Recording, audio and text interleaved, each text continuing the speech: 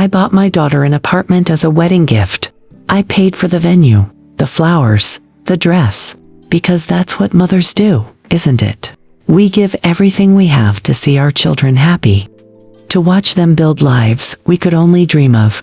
And when you become a mother, they tell you that the greatest joy in life is watching your child grow, watching them find their happiness. For most of my life, I believed that with every fiber of my being. I raised Emily with everything I had. Every sacrifice I made, every sleepless night, every penny I saved, it was all for her. To see her smile, to see her succeed, to see her become the woman I always knew she could be. So when she called me that Tuesday afternoon to tell me about her wedding plans, I should have been over the moon. My little girl, all grown up, ready to walk down the aisle. I pressed the phone to my ear, already imagining the beautiful ceremony, the joy on her face, the tears I would cry as I watched her say those sacred vows. "Mom, we finally picked the venue." Emily's voice bubbled with excitement through the speaker. "It's going to be absolutely magical, a luxury experience. You know, everything needs to be perfect." I smiled, settling into my favorite armchair by the window. "That sounds wonderful, sweetheart. I can't wait to see it." She went on about the marble floors, the crystal fixtures, the designer, everything. And I listened, genuinely happy that she had found someone who made her feel this way. David seemed like a decent man, a bit too polished for my taste perhaps. But if he made my daughter happy, that was all that mattered. But then, just as I was about to ask about the guest list, Emily said something that made my heart stop. "By the way, Mom, I'm going to need you to come to the wedding alone." I blinked, certain I had misheard. "What do you mean, dear?" "Oh, you know," she said, her tone suddenly casual, dismissive even. "Don't bring any of your friends, especially not that old friend. Susan, she doesn't really fit the luxury theme of the wedding." I sat there gripping the phone, trying to process what I had just heard. "Emily, I don't understand. Susan has known you since you were a baby. She's like family. Mom, just leave the old people at home, okay?" Her voice had that edge to it now, that tone she used when she was annoyed. "I want everything to be perfect. You understand, don't you? Old people." She said it so casually, like she was talking about outdated furniture or yesterday's trash. Not about people who had loved her, supported her, celebrated every milestone of her life. Not about me. Because let's be honest, when she said old people, she wasn't just talking about Susan. She was talking about me too. Her mother, the woman who had given up so much so that she could have everything. I felt something crack inside my chest. Something that had been holding on for dear life. All those years of putting her first, of working extra shifts so she could have the best education, of missing vacations and new clothes, and small luxuries so she could have what she wanted. All of it flashed before my eyes in that moment. "Mom, are you still there?" I swallowed hard, forcing my voice to remain steady. "Yes, sweetheart. I'm here. So, we're good then. You'll come alone." I could have said something. I could have told her how much her words hurt, how they cut through me like glass. I could have demanded an explanation, demanded respect, demanded to be seen as more than just an embarrassment to her perfect day. But I didn't. Instead, I did what I had done for years. I smiled even though she couldn't see it, and I said, "Of course, dear. I'll be there." "Great. Love you, Mom." Got to run. So much to plan. And just like that, she was gone. The line went dead, leaving me sitting in my armchair staring at the phone in my hand. The afternoon light filtered through the curtains, casting soft shadows across the room. Everything looked the same as it had 10 minutes ago, but something fundamental had shifted. Something I couldn't quite name yet. I set the phone down slowly and looked around my quiet home.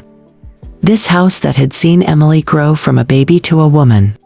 These walls that held so many memories of birthday, parties and homework sessions, and late night talks about boys and dreams, and the future. And in that moment, sitting alone in the fading light, I realized something important.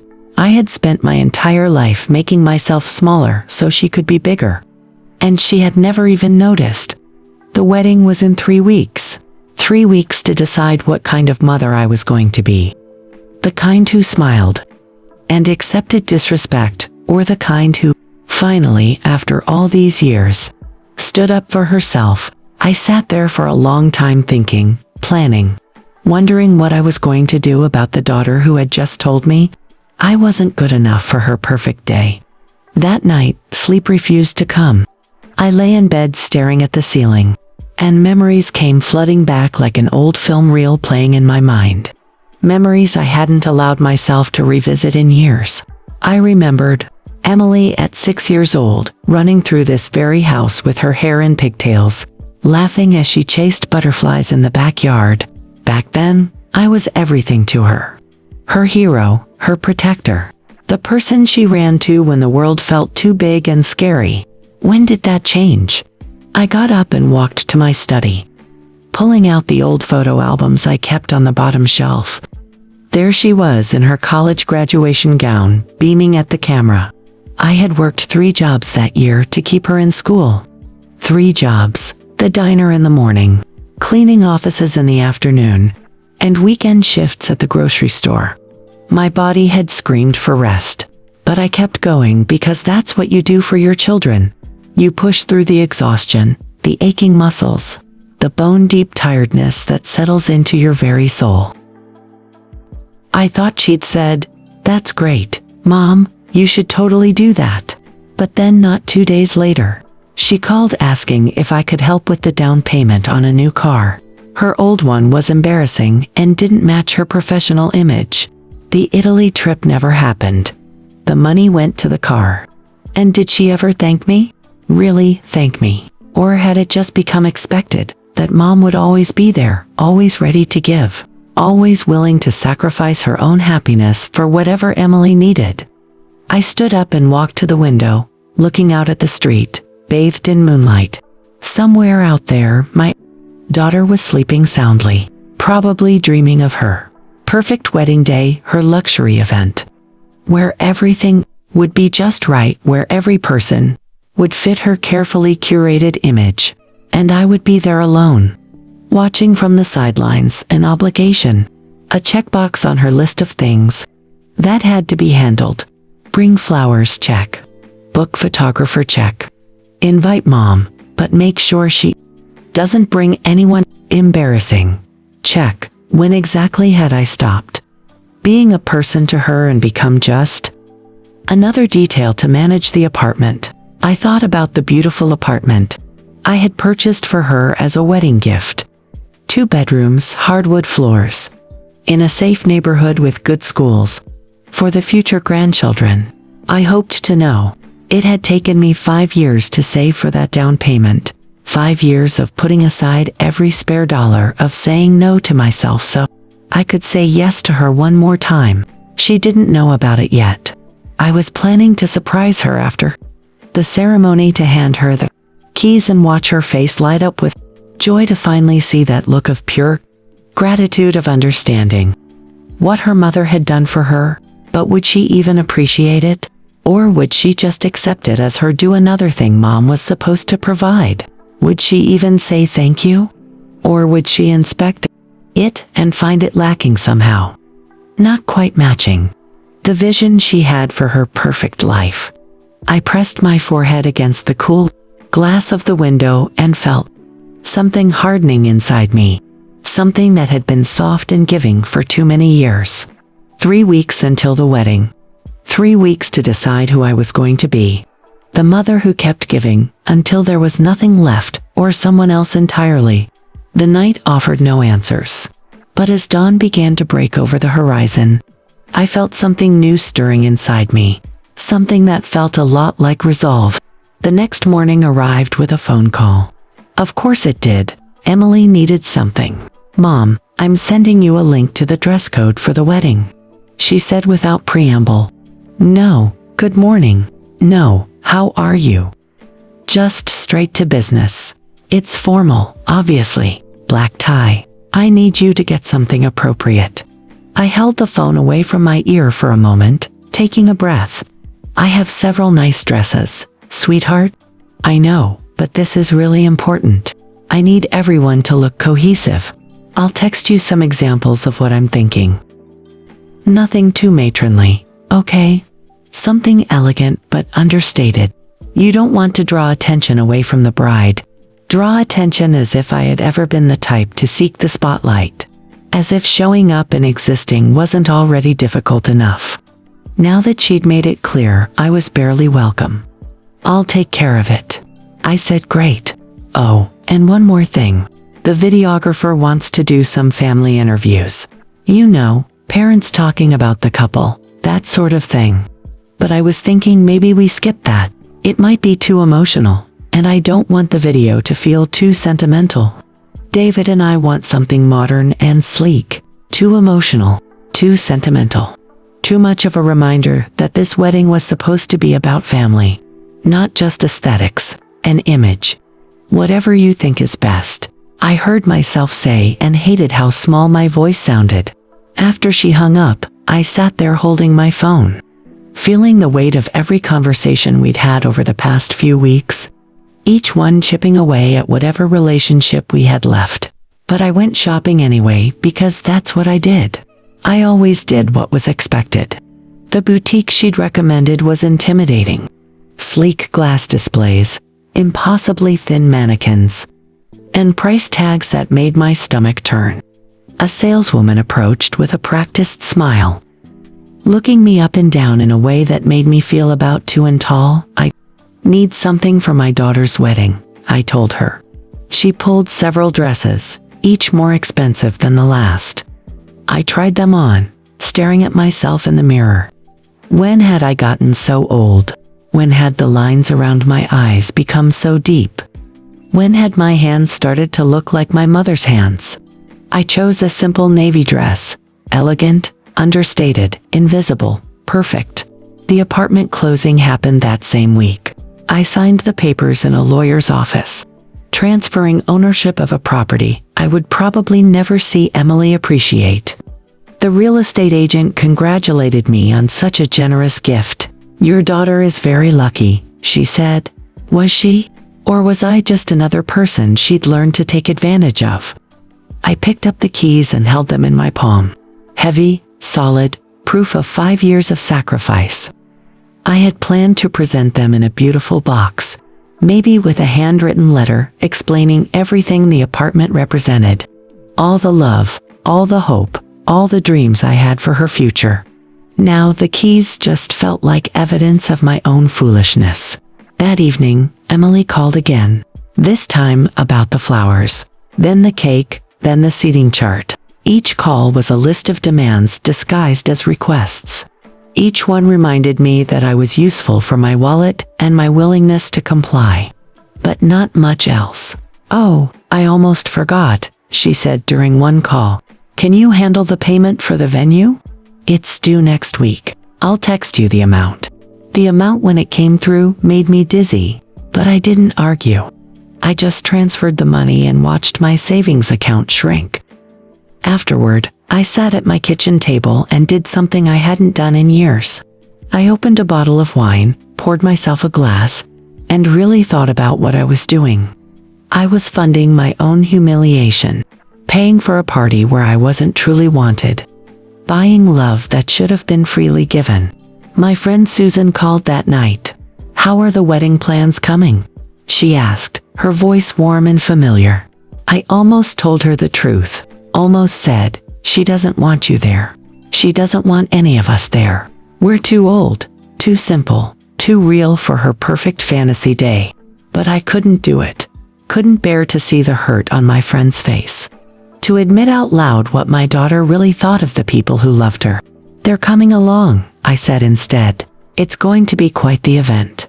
I can't wait. Susan said, I remember when Emily was born. Seems like yesterday you were showing me her first steps right there in your living room.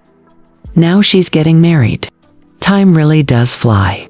After we hung up, I sat in the silence and felt something shift inside me. Something that had been bending for a long time finally reached its breaking point. I thought about the wedding, the venue I'd paid for, the flowers I'd purchased, the dress Emily would wear, which I'd also helped fund, all of it designed to create her perfect day, her perfect image. And somewhere in the middle of all that perfection, I would sit alone, a reminder of everything she wanted to leave behind. Know something whispered in the back of my mind. No, that's not how this is going to go. I walked to my computer and started doing something I never thought I would do. Research, planning, thinking through possibilities I'd never allowed myself to consider. If Emily wanted a perfect wedding, a flawless event where everything went according to her carefully planned vision, then she would get exactly that. Right up until the moment she didn't. I spent hours that night exploring options, making phone calls to unusual vendors, asking questions that probably raised eyebrows. But I didn't care anymore. The part of me that cared about being proper and polite and accommodating had finally gone quiet. What emerged in its place was someone I barely recognized, someone who had been pushed too far, someone who was done being invisible. The wedding was 2 weeks away now, 2 weeks to finalize my plans, 2 weeks for Emily to continue treating me like an afterthought. She had no idea what was coming. How could she? She'd never bothered to learn who I really was beneath the compliant smile and the open wallet. That was going to be her first mistake. But it wouldn't be her last. I closed my laptop as the sun began to rise, feeling more awake than I had in years. The pieces were starting to fall into place. The stage was being set. Emily wanted perfection. She was about to learn that perfection is just an illusion. And illusions have a way of shattering when you least expect it. The morning of the wedding arrived with clear skies and perfect weather. Of course, it did. Emily had probably ordered it that way. I woke early, took my time getting ready. The navy dress fit well, as invisible as I'd intended. I did my hair simply, applied minimal makeup. Everything about my appearance screamed appropriate and forgettable. Just what she wanted. But underneath that carefully constructed exterior, my heart was beating steady and strong. Because today wasn't just about what Emily wanted anymore. I drove to the venue alone, just as instructed. The building rose up before me like something out of a magazine spread. All glass and modern architecture, perfectly manicured gardens, and a fountain that probably costs more than my car. My money had helped pay for all of this. Every elegant detail, every expensive flourish. The parking lot was already filling with luxury vehicles. I found a spot near the back, taking a moment before I got out. This was it. The day I'd been preparing for, the day everything would change. I grabbed my purse, checked my reflection one last time, and walked toward the entrance. Inside, the venue was even more impressive. Marble floors stretched out endlessly, reflecting the light from massive windows.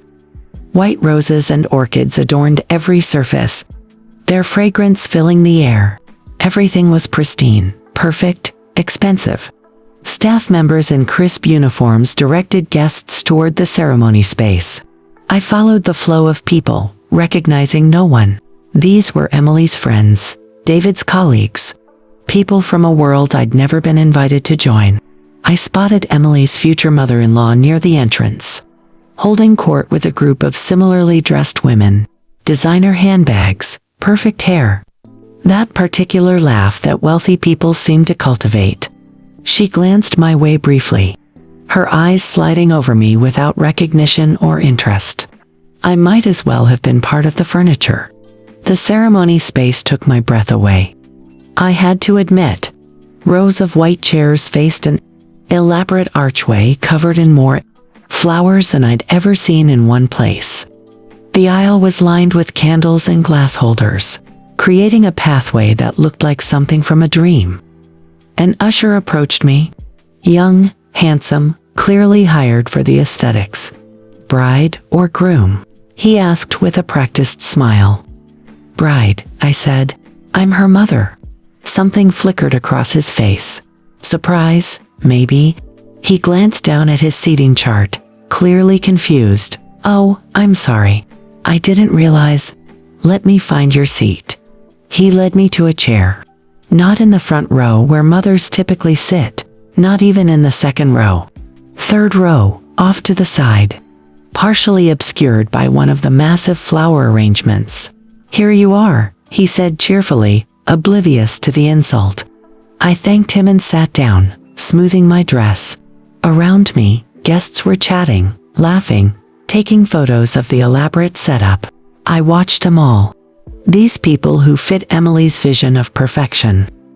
Not a gray hair out of place. Not a simple dress in sight. Not a single person who might be considered old or not fitting. More guests arrived. I recognized a few faces from photos Emily had posted online. Her college friends all looking like they'd stepped off a runway. David's groomsmen, confident and polished. Everyone, young, attractive, successful. Everyone except me. Music began to play softly. The ceremony was about to start.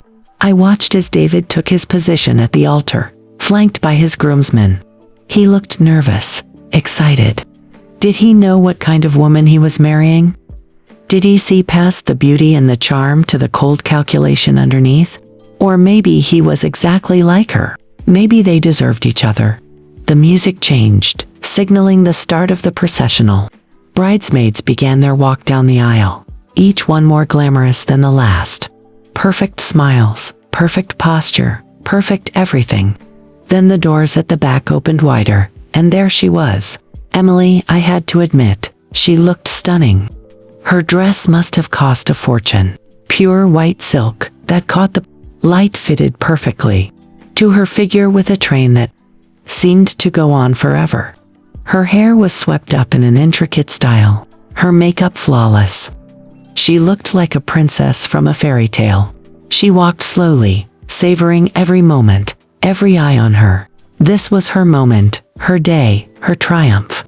But, as she passed my row, she didn't even glance my way. Not a look, not a smile, not an acknowledgement that her mother was sitting there watching her. I might as well have not existed.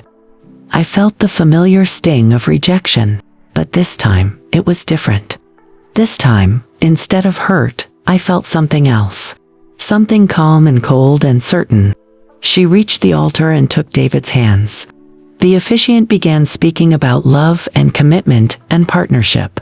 Words that sounded hollow in this space that was more about appearance than meaning. I sat there, hands folded in my lap, face neutral, while inside I was counting down, waiting, preparing. Emily thought today was her perfect day. Her carefully orchestrated event, where everything would go exactly as planned, where she would be the center of attention, the star of her own show, surrounded by people who matched her aesthetic vision. She thought she had controlled every detail, managed every element, eliminated every potential embarrassment. What she didn't know was that the biggest detail of all was sitting in the third row wearing a forgettable navy dress, watching and waiting. The ceremony continued. Vows were exchanged. Rings were placed on fingers. The officiant pronounced them husband and wife. David kissed Emily, and the guests erupted in applause. Everyone stood as the happy couple walked back down the aisle together. Emily was glowing, radiant with triumph. This was everything she'd wanted, everything she'd worked for, everything she'd been willing to hurt people to achieve. As they passed me, I allowed myself a small smile. Just a tiny one. Because Emily had taught me something valuable over these past few weeks. She'd taught me that sometimes love isn't enough. Sometimes respect matters more. And when respect is gone, when you've been dismissed and diminished and treated like you don't matter, sometimes the only response is to show them exactly what they've lost. The guests began filing out toward the reception space. I stood slowly, taking my time, in no hurry. Let them go ahead. Let them settle in. Let Emily bask in her moment of glory, because very soon that glory was going to dim. And when it did, I wanted to make sure I had a perfect view. The reception hall was even more extravagant than the ceremony space. Round tables draped in silk, centerpieces that looked like small gardens, and a head table positioned on a raised platform so everyone could admire the newlyweds. Of course, I found my assigned seat, naturally at a table near the back with people I'd never met, distant relatives of David. Judging by their conversation, they nodded politely when I sat down, but quickly returned to their own discussions, leaving me in comfortable anonymity, which was exactly where I wanted to be. Waiters circulated with champagne and hors d'oeuvres that probably cost more per bite than my weekly grocery bill. Classical music played softly in the background. Everything was proceeding exactly as Emily had planned. Smooth, elegant, perfect. I sipped my water and watched. Emily and David made their grand entrance to enthusiastic applause. They moved to the dance floor for their first dance, spinning and swaying while guests pulled out phones to capture the moment. Emily's dress caught the light beautifully. Her smile was radiant. She looked like she'd won the lottery. After the dance, they took their seats at the head table. Speeches began. The best man told funny stories about David, the maid of honor, gushed about how Emily had always known exactly what she wanted and always got it. That part was certainly true. I checked my watch discreetly. Any moment now. The speeches wrapped up and dinner service began. Multiple courses, each more elaborate than the last. The guests were thoroughly enjoying themselves, laughing and toasting and celebrating. Emily surveyed it all from her throne, looking pleased.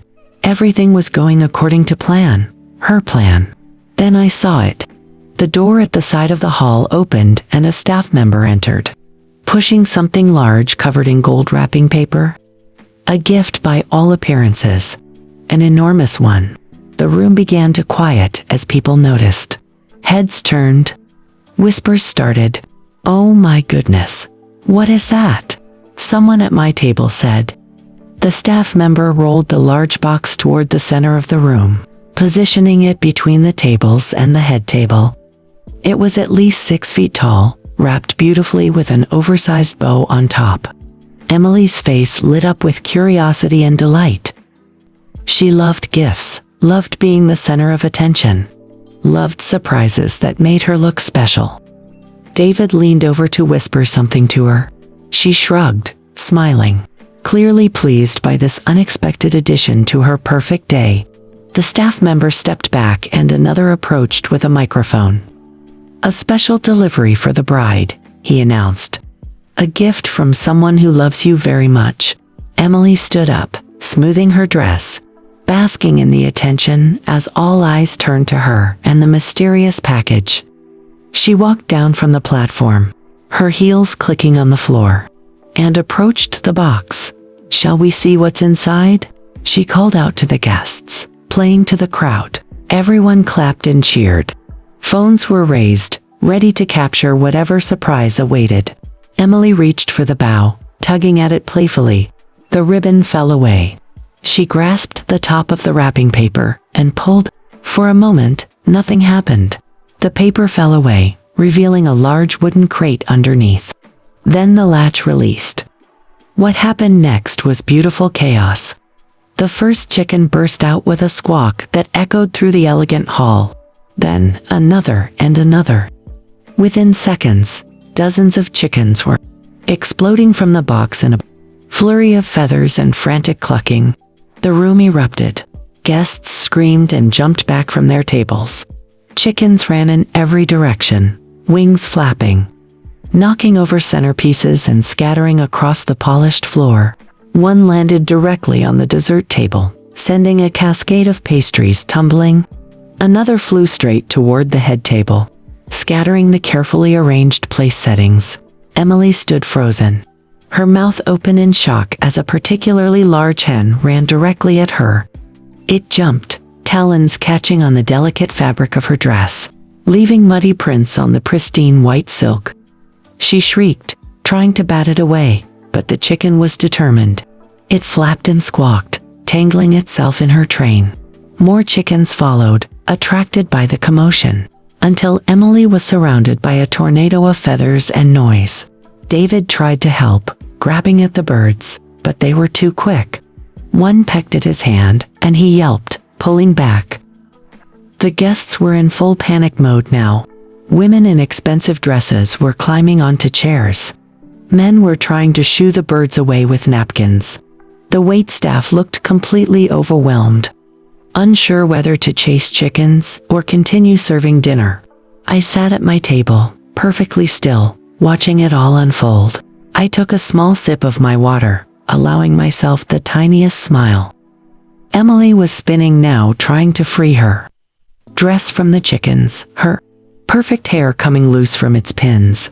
Her makeup was starting to run with tears of frustration. The beautiful, composed bride had disappeared, replaced by someone frantically fighting off farm animals in front of 200 guests. "Get them off me," she screamed. "Somebody do something." Staff members were trying. Really, they were. But catching chickens in a formal reception hall while wearing tuxedos was proving more difficult than anticipated. Every time they cornered one, two more would escape in another direction. A chicken jumped onto the wedding cake, and the entire top tier toppled over, frosting splattering across the floor. Another found its way to the gift table, knocking over carefully wrapped packages. The classical music had stopped. The only sounds now were squawking, screaming, and the frantic scrambling of feet and wings across marble. I watched Emily's face transform from shock to horror to rage. She was looking around wildly, trying to understand what had happened, how this could have gone so wrong. Her eyes swept the room, landing on various guests, searching for answers. But she didn't look at me. Not yet. She still had no idea. That was fine. I could wait, because this was just the beginning. After all, I had one more surprise waiting. One that would make the chicken seem like nothing more than an amusing appetizer. The main course was yet to come. It took nearly 20 minutes to wrangle the last of the chickens. By that time, Emily's dress was ruined, her hair was a disaster, and her composure had completely shattered. She stood in the middle of the hall, shaking with fury, demanding answers that no one could give her. "Who did this?" she kept saying, her voice rising with each repetition. "Who would do this?" David tried to calm her, but she pushed him away. The guests had returned to their seats, murmuring amongst themselves, some barely suppressing laughter. This was not the elegant affair they'd been promised. This was turning into a spectacle. Emily retreated to the head table, someone draping a shawl over her stained dress. She was trying to salvage what remained of the evening, forcing a smile that looked more like a grimace. The DJ was attempting to restart the music to bring back some sense of normalcy. That's when the lights dimmed. The room fell silent. People looked around confused. Had this been planned? Was this part of the evening's entertainment? The massive screen behind the head table, the one that had been displaying romantic photos of the couple all evening, suddenly flickered to life with something new, a video. And there, filling the screen in crystal clear quality, was Emily, my daughter, sitting in what looked like a coffee shop, talking to her maid of honor. The audio crackled to life, and Emily's voice filled the hall. "I mean, I love my mom, but she's just so basic, you know? I can't have her bringing those people to my wedding. Can you imagine Susan in her discount store clothes standing next to our guests? It would be mortifying." The room went completely still. You could have heard a pin drop. On screen, Emily continued, oblivious to the fact that she was being recorded. Honestly, the whole thing is exhausting. Managing her expectations, making sure she doesn't embarrass me. Sometimes I wish I could just have the wedding without dealing with any of it.